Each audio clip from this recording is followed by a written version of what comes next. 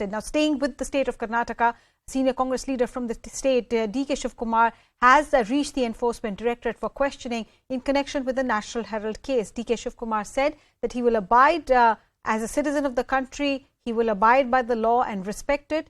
ED had rejected Shivakumar's request to extend the date of his appearance, citing the responsibilities he has for the ongoing BharatJodoYatra. That yatra has now entered Karnataka.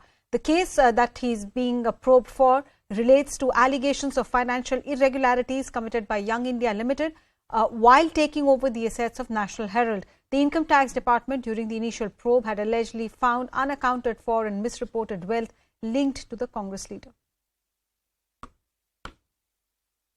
I requested them that you please, I am a law-abiding citizen. I will respect the law. Myself, my brother DK Suresh, we are legislators. We have some responsibility in the political system. You please give us after 23rd, after our Bharat Jodo is been completed. I decided, we all, myself and all of our leaders, we sat to respect the Enforcement Directorate and the law.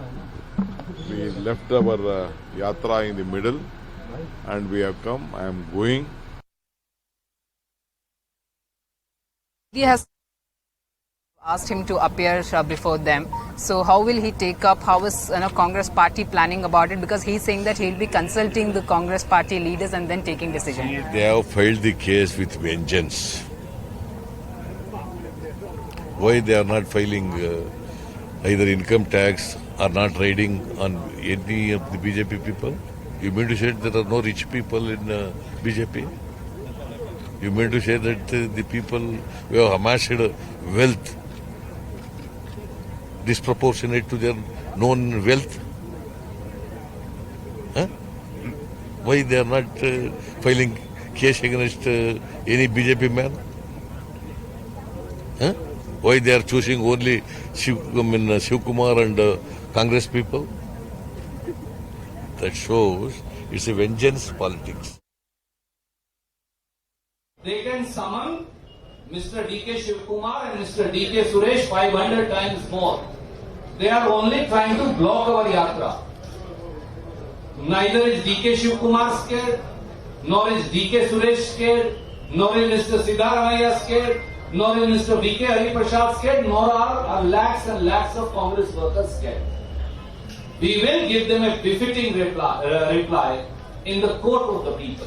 And we reject such malicious, vicious attempts that BJP is undertaking only because they are panic-stricken and they are scared of the overwhelming response of the common people to the yatra. So Congress is calling it a malicious attempt by the Bharatiya Janata Party to target political opponents. That's what they're calling the ED summons. But what is the Enforcement Directorate's case? Ashish Mershi is joining me live from the ED office. Ashish, what exactly does the ED want DK Shivakumar to answer? So, Arunima, as of now, there are 3 cases which are being investigated by the Enforcement Directorate. The first case was basically related to, if you remember, when at the time of Rajya Sabha elections, when there was resort politics happening, the Income Tax Department raided and around 7.5-8 crore rupees of cash was found. The Income Tax Department subsequently registered a prosecution complaint and the ECI are taking, the Enforcement Directorate taking cognizance of the prosecution complaint by Income Tax Department. They registered an ECI and you remember he was arrested in that case as well.